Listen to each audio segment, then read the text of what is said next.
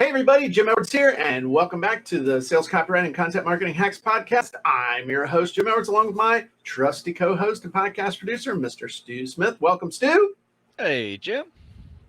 Today we are on the second part of a mystery trilogy. I was just informed before we started that this is the second part of a trilogy I didn't know we started last time, but apparently we did. Stu, enlighten us and me so that we can have a good podcast. Yeah, so this is podcast 137, and if you missed 136, what we talked about in 136 was what makes a good hook in copywriting and sales copy and content marketing.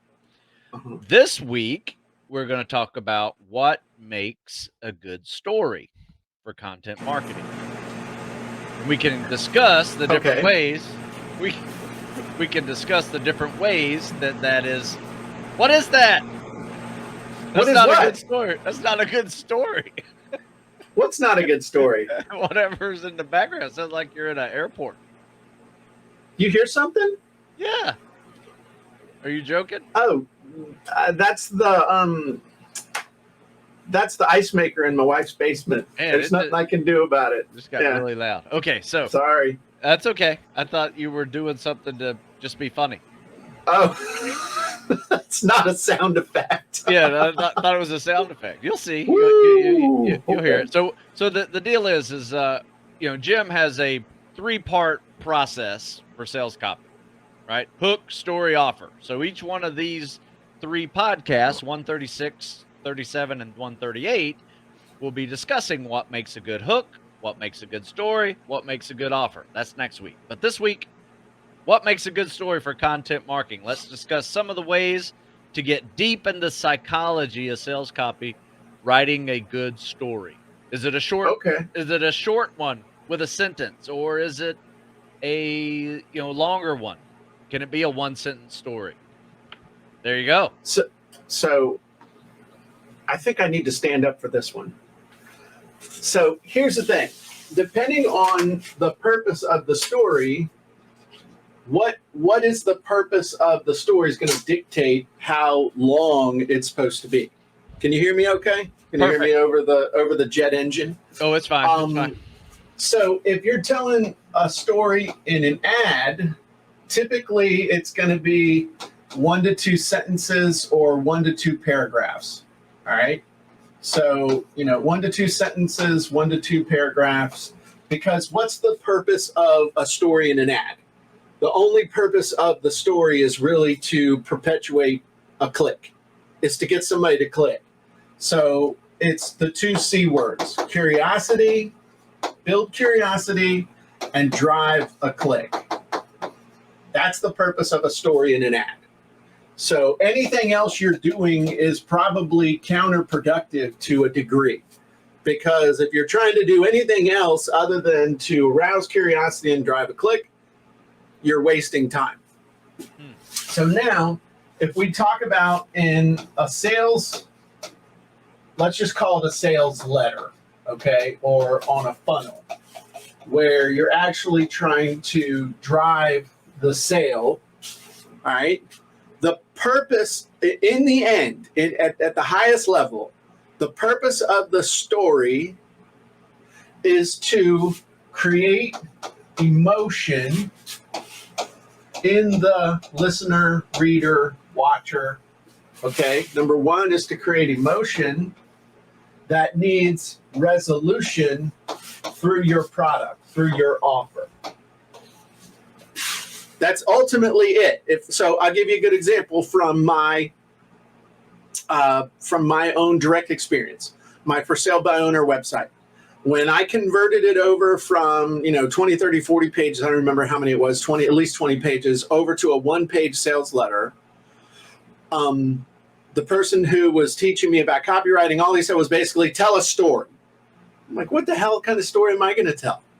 So I told my story about having to sell 2 houses, not just 1, but 2 houses, and having only 30 days to do it in. And I told the story of how I did it. But I really amped up the emotion of how I was feeling. My back was against a wall. I had just gotten married. I needed to move. I got a call that I had to be there in 30 days or less, or they were going to give the job to somebody else. And all the emotion behind it. And then I explained that I socially engineered a sale. The other one, I got a referral, and I was able to sell both houses and make the move. So in the story, I didn't give any of the how-to. I gave the what I did. I didn't tell how I did it, but it led straight into this is how I did it. I decided to write a book because I knew other people were probably in the same spot as me. So there are a bunch of different kinds of stories that you can tell, or I should say wrappers that you can put on the same basic story, which is, of course, the hero's journey. All right. The hero's journey, our intrepid person starts out here. Things are kind of good, bad, not really, doesn't matter. Something happens, there's a decision made, there's an event, things immediately go from bad to worse. Things get really freaking bad, and you hit rock bottom. There's a discovery made, there's a decision made, there is a lot of action and getting stuff figured out. There's finally, hey, I made it across the divide, and I reached the goal that I set for myself, but then I have transformed now into someone whose mission is so much bigger than what it was. So this is the typical thing for when you're selling a product. I was here just like you. I made some decisions. In fact, I was in a worse position than you. You think that's bad? Take a look at this scar, And then this and this and this happened, and it really, really sucked. And it was in the middle of the night, and I made the decision. I wasn't going to take it anymore. I wasn't going to be fat anymore. I mean, that's my fitness story follows this exactly. I mean, that to a T. Yeah, my Naval Academy story follows it. And so this is the story that everybody loves. And so you can wrap it in different stuff. You can do rags to riches. You can do the mysterious stranger. You can do I'm mad. I'm not going to take it anymore. There's all kinds of different flavors you can do. The Horatio Alger. The kid starts out selling newspapers and ends up being the chairman of the board. So the key is that there's this ultimate trajectory from basically,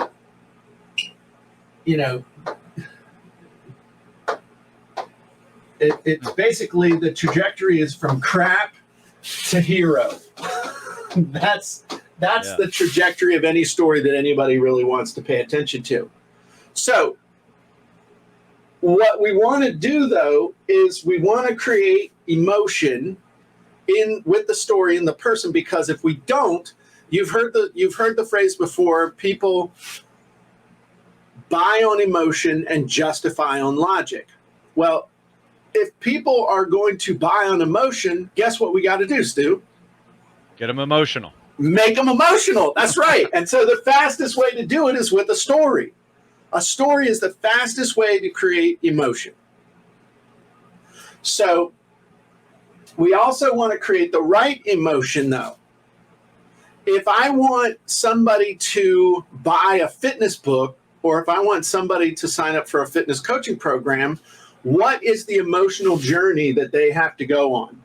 Because right now they're eating Cheetos and sitting on a beanbag chair watching Netflix. It doesn't hurt. So what is tell me, Stu, what is the emotional journey that I need to make them feel?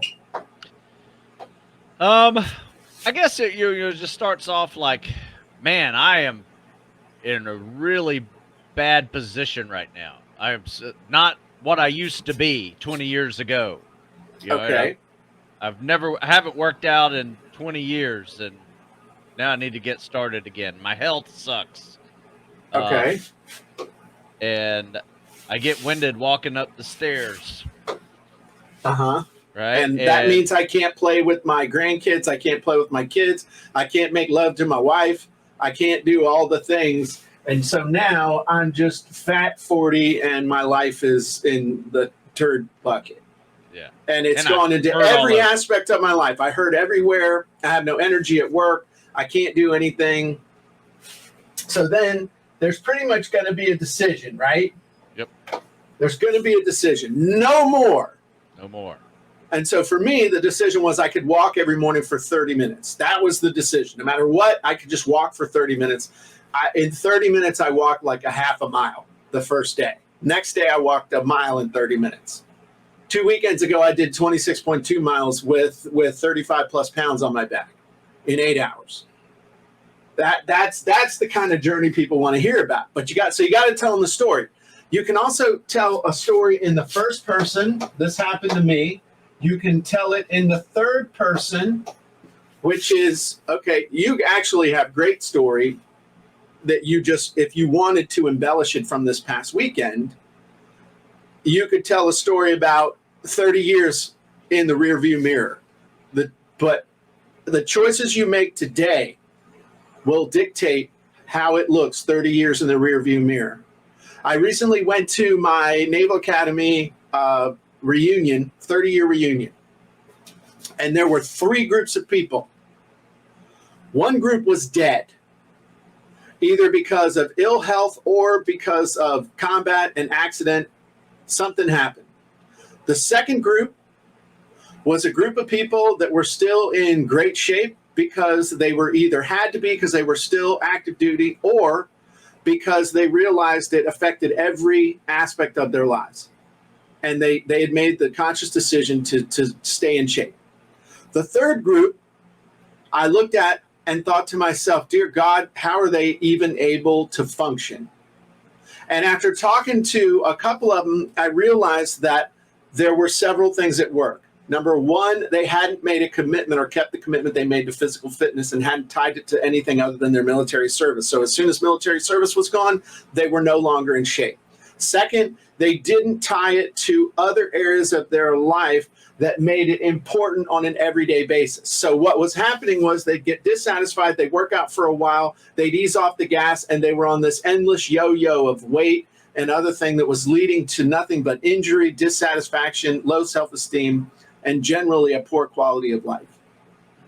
So what you need to do right now is make a decision. Do you want to fall into the group of people that can look back 30 years from now and feel great about the shape that they're in and the impact it's had on their life? Or do you want to be in that group that has low self-esteem, poor health, and generally has one foot in the grave and the other foot on a banana peel? Because someday you're going to be looking back 30 years, hopefully still in the, at least not in the first group.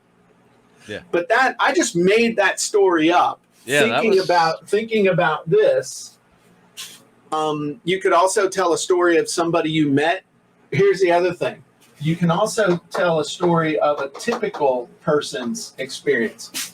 Let me tell you a story of the typical person and their journey in health and fitness, especially when it's past the age of 50.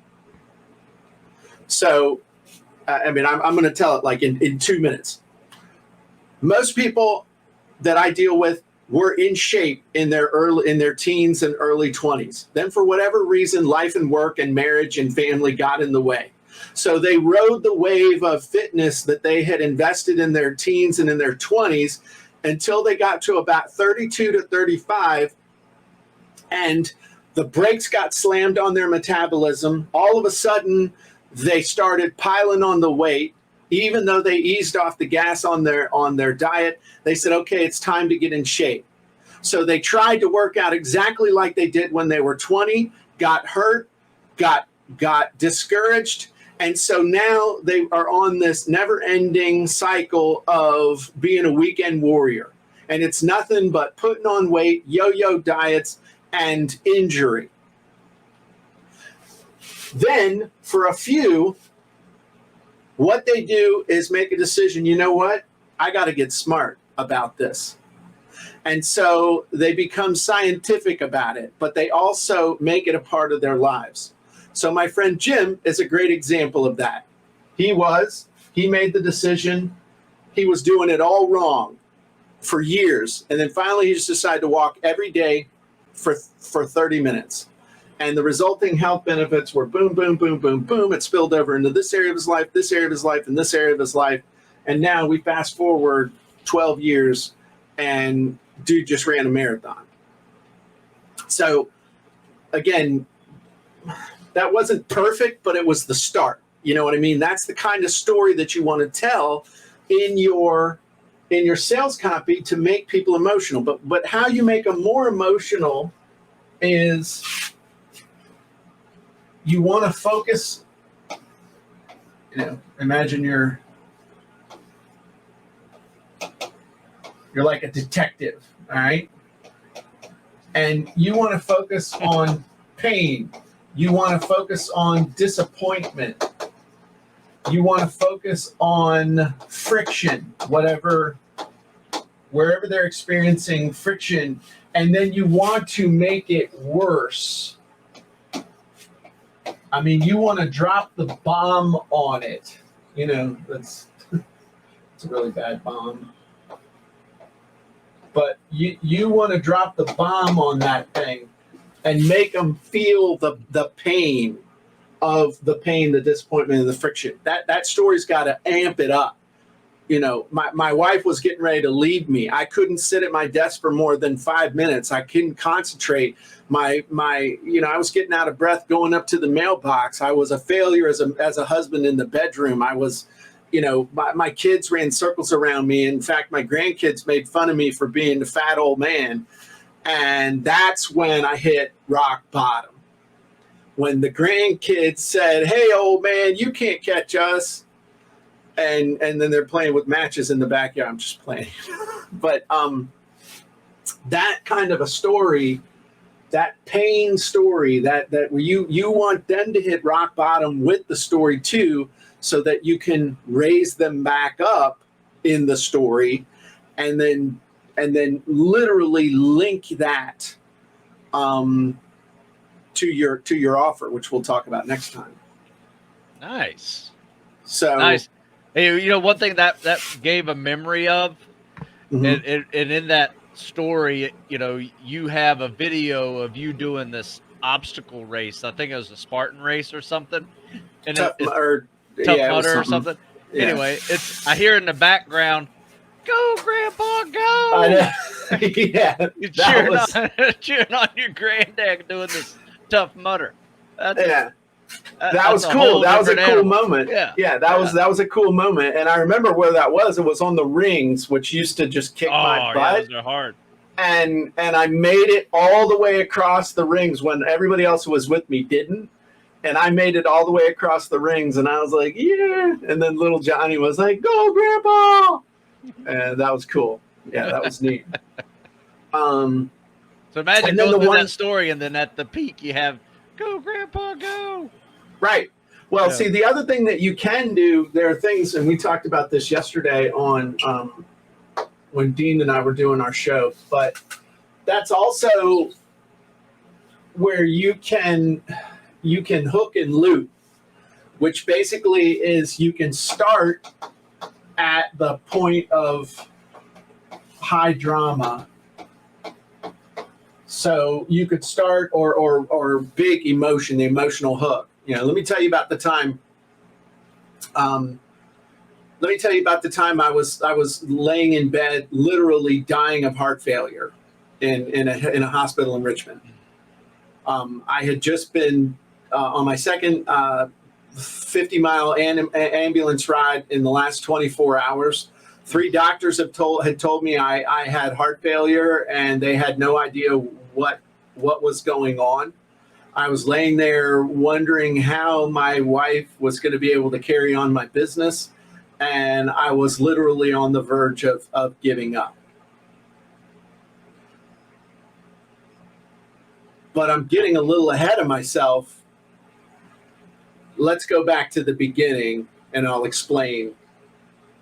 And it's like, nice. Oh crap! So that's the high drama. Then you give kind of a blurb. That's the hook. Okay. Yep. and then you loop back to the beginning. That's a way to do that, but I'm getting ahead of myself. So that's a great technique. And this is like $10,000 coaching here, by the way. Good. But that's how you do it. So if I'm going to give you one other cool tip, and that is if you want to find a great story, everybody's like, oh, how do I come up with a story? It's right here. You hook with the rock bottom point. That's how you hook them. You know, let me tell you a time. So here's your hook. Let me tell you about the time I was laying in a hotel with my ankle literally in pieces, grateful that I would have to have surgery instead of being forced to work out one more time. Something like that. I don't know how accurate that was, but I mean that point of high drama is that's the low point becomes the hook. That's the point that I'm trying to give you. You know, and Russell just asked, for people that don't have a good story that they have lived, do you recommend telling a story about a friend, real or not? That's what I just said over Absolutely. here. Yeah, you can, or maybe, no, it was on this other one. You can tell a story about yourself. You can tell a story about a friend. You can tell a story about the typical customer experience type thing. So you can borrow a story from literature. Once again, use your avatar wizard to create that guy. Create your story with the avatar. I did that one. Wrote a great article, and Kate gave it a great title of, you ever seen a Spec Ops candidate cry? And one of my favorites from, once again, both of those are from the wizards. I used the title wizard and then the avatar wizard for creating both of those. Well, and the cool thing that I came up with, one of our recent wizards, is the Avatar's Hero's Journey, which this right here is worth joining the Jim Edwards Method Premium just to have access to this one. Yep. Because you can literally take your avatar and it will write the entire story for you. It writes their entire hero's journey for you. I'll give you the example with the struggling writer real quick. We're not going to do the whole thing, but let me tell you a story. Once upon a time, there was a struggling part-time writer named Fred. Fred dreamed of becoming a New York Times bestselling author. Every day he thought about nothing else but ebook promotion and content marketing. Some might even say Fred was obsessed. Others said he was a wishful dreamer with no chance of success. But all Fred could think about was how he could make more book sales as fast as possible. He knew that if he could just get more newsletter subscribers and stop spending so much money on ads and start making money selling books, his life would be amazing. But after a while, people started to wonder if he'd ever truly get started to his goal. And truth be told, Fred even started to doubt if his goals were ever going to be anything other than just a pipe dream. So it goes on to tell the entire story of Fred, which tells a couple different versions. I'm going to work on coming up with a shorter version and stuff. But this, Stu, you used this output with yours actually as an article, right? And you just took this and ran with it. Yep. So yeah, that's one quick way to be able to come up with that super fast. Yeah, I'm going to do another one today. I think I'm going to do my Naval Academy journey, because that was just steeped in failure. Well, I'll tell you what. For the first 6 months was just nothing but failing. I'll tell you another story that you can tell. And this is just, all of these are variations on the hero's journey, but you can milk this for a while if you want. But it's the two friends. Let me tell you about two guys, Tim and Tom. Tim and Tom both went, both went to the Naval Academy. Both were in great, amazing physical shape. And then somewhere along the line, their paths diverged.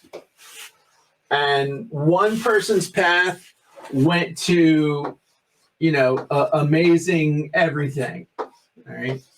That's like, this is the trophy cup. All right. All right. One person, everything was amazing. The other person,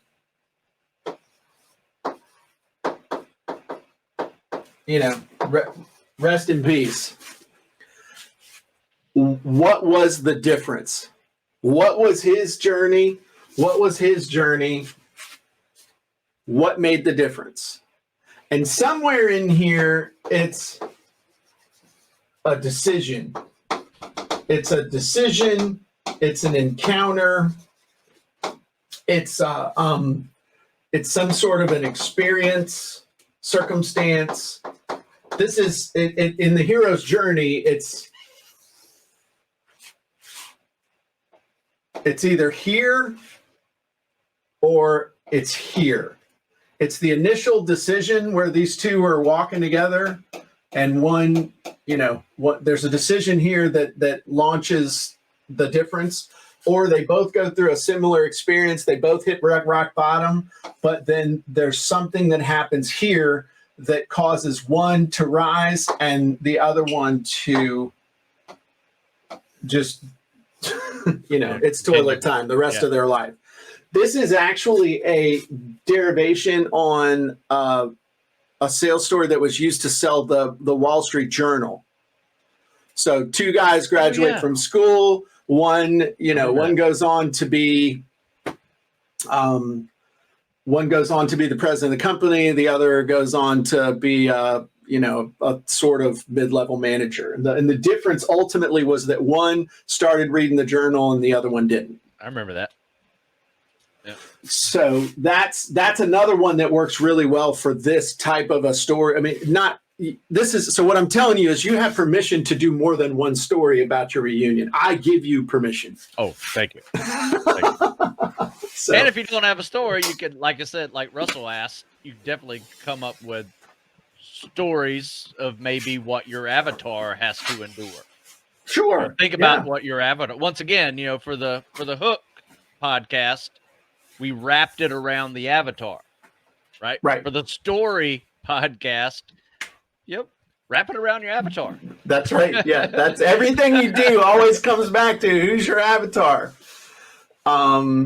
That's pretty much everything. All roads lead back to the avatar.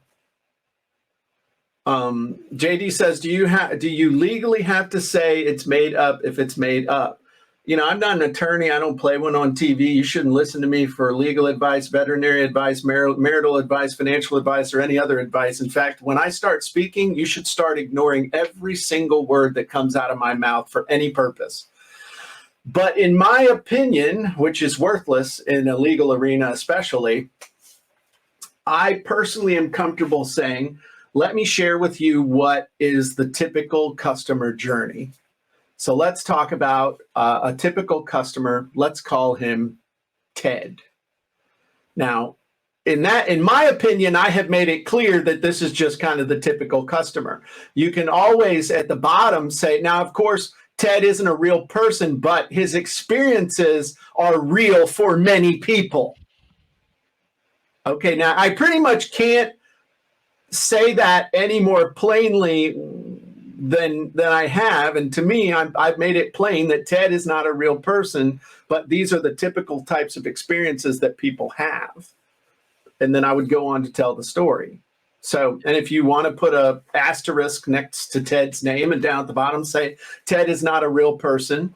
And obviously is just for illustrative purposes.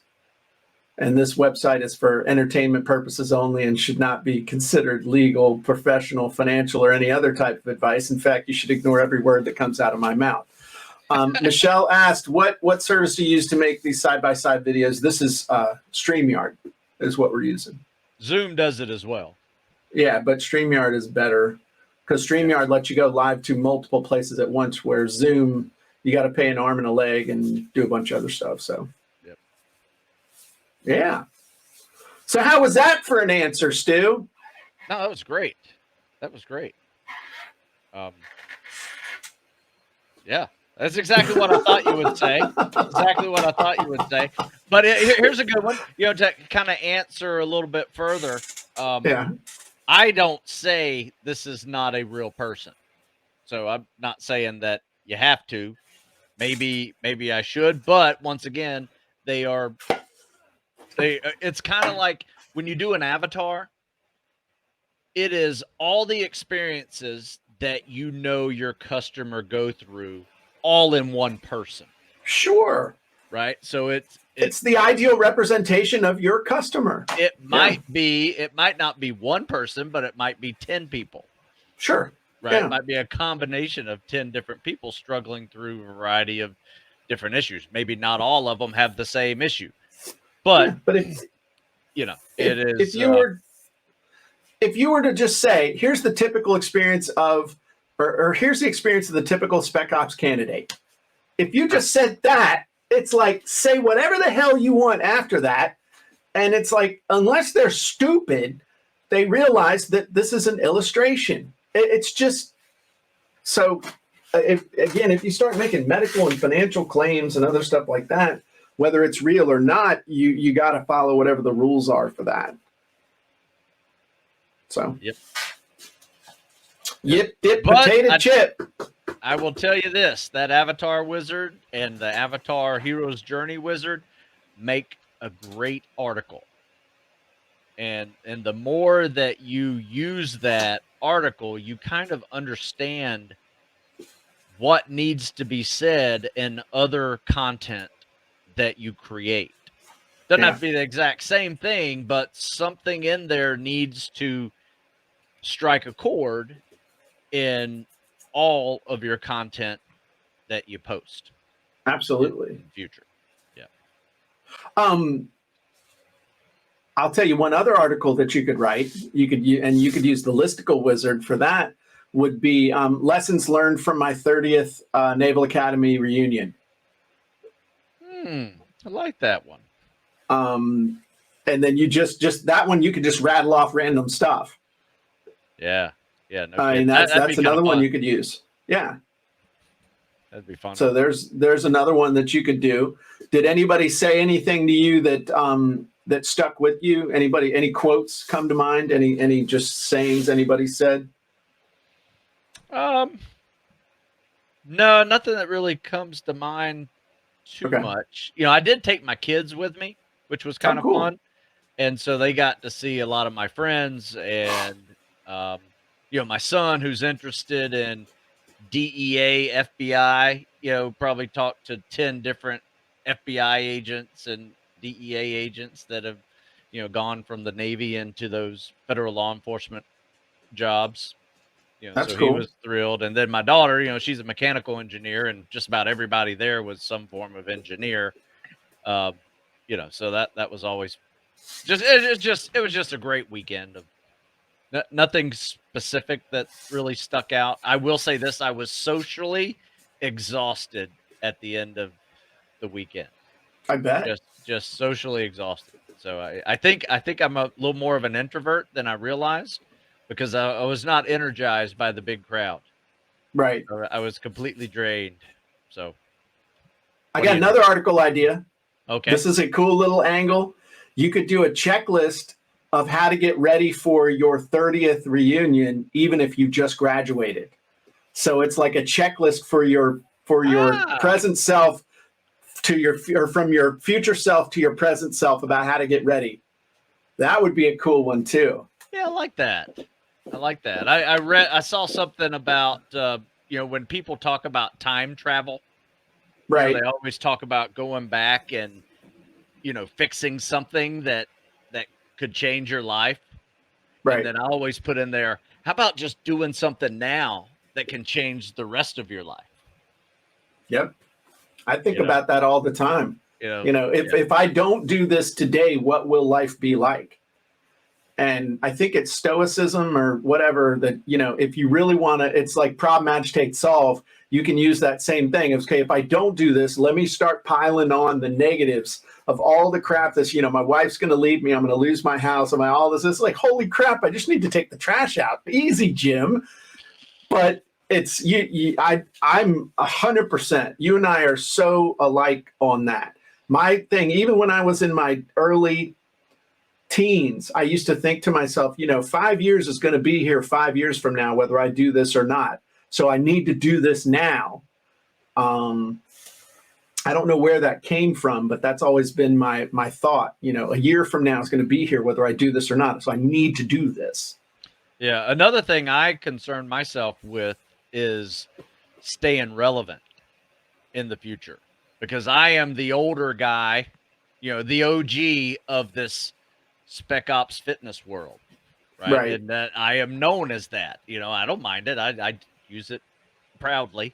But I'm one of the guys that was able to stay in for over 20 years and, stay relevant for over 20 years. And there's a reason for that, right? Because I actually work hard to stay relevant. Right. So there you go. And that's interesting conversation I had, just staying relevant, working hard, working at it. Everybody's so eager to tell you that you can, this is just work 2 hours a day and you can make your online business and make millions. And that's all BS.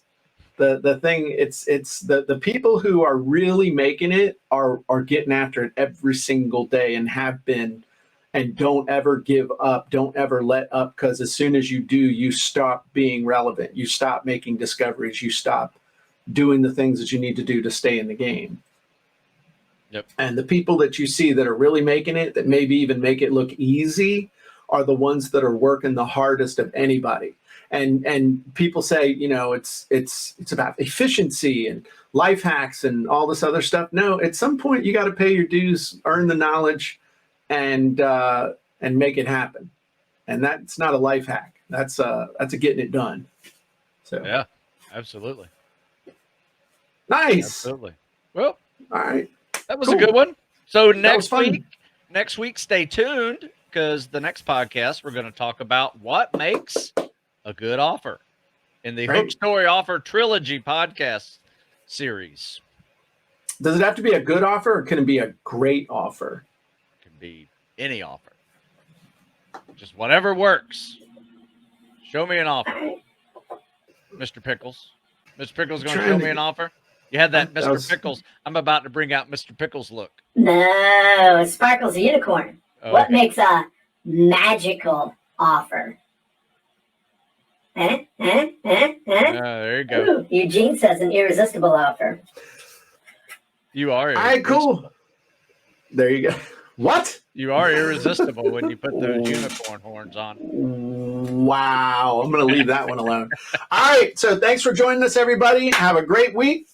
And start working on your story, and we'll talk to you soon. Great job, Stu. Bye-bye, everybody.